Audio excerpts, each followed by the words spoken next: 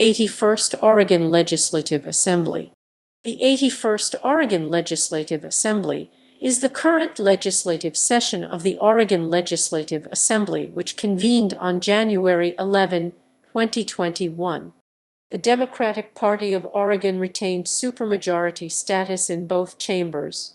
As a result of the 2020 Oregon State Senate election, the Democrats kept its 18-12 majority, and in the 2020 Oregon House of Representatives election, the party's majority slipped by a single seat to maintain a 37-23 majority.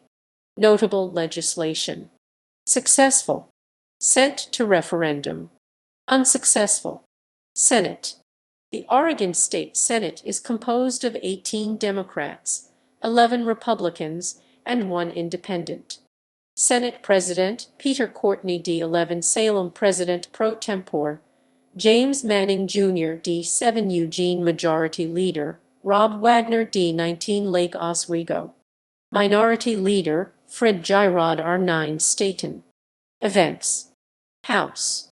Based on the results of the 2020 elections, the Oregon House of Representatives is composed of 37 Democrats and 23 Republicans. Republicans gained 1 seat from the previous session. Speaker.